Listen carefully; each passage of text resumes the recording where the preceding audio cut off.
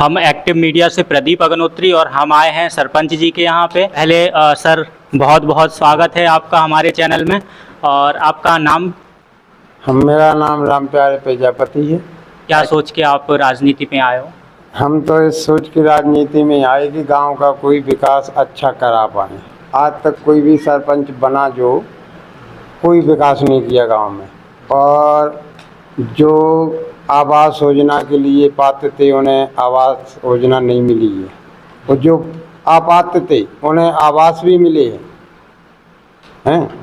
तो ऐसा हाल करके चलो, हमारी सीट भी आई थी, हरिजन सीट थी, तो अपना हक भी था, तो इसलिए सोच समझ के फार्म डाल दिया था।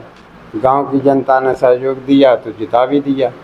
बहुत अच्छी बात है कि जैसे सरपंच जी ने बताया है कि हम अपना हक लेने के लिए चुनाव में उतरे हैं, अपने गांव में लड़े और वहां से जीते भी, यानी सब लोगों ने साथ भी दिया। और जैसे कि अपन ने यहाँ पे क्या क्या कार्य करवाए हैं?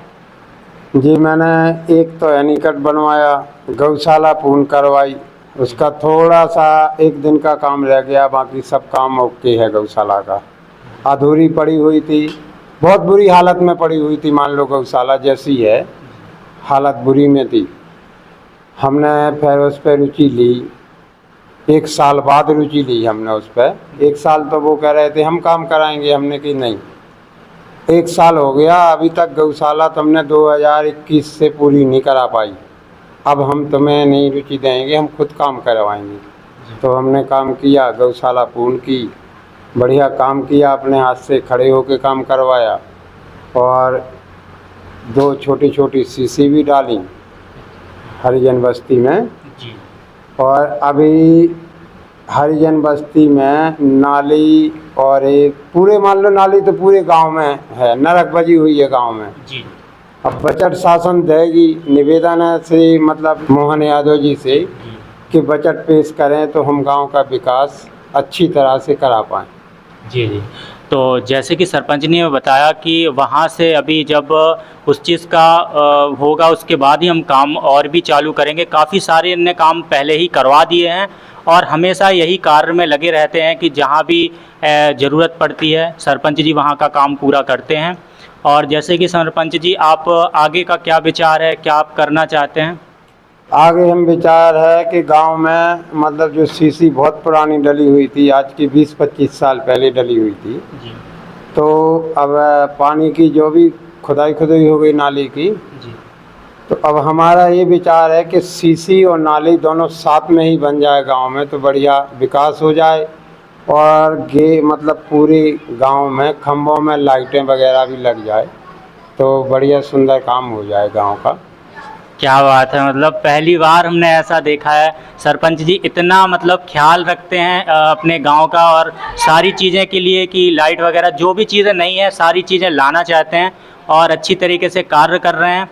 तो सरपंच जी, आपसे बताना चाहेंगे कि अब आगे चल के आप कौन सा चुनाव लड़ना चाहोगे और किस चुनाव पे आपने सोच रखी है? आगे की ऐसा है, किस्मत की बात है, जनता चाहेगी तो सरपंची में डाल लेंगे और नहीं तो जनपद में डाल लेंगे, मतलब जनपद निधि का चुनाव लड़ लेंगे। अच्छा अच्छा। हाँ, बस यही है। और तो अपन क्या आगे लाख अपना गुंजाइश नहीं है तो क्या करेंगे आगे जाके।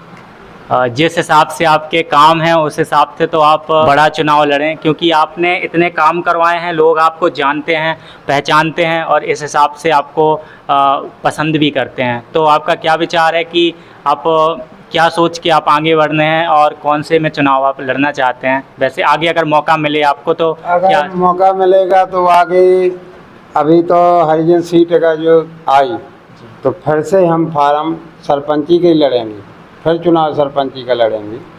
और अगर सरपंची का नई हरिजन सीट आई तो फिर जिला का लड़ेंगे।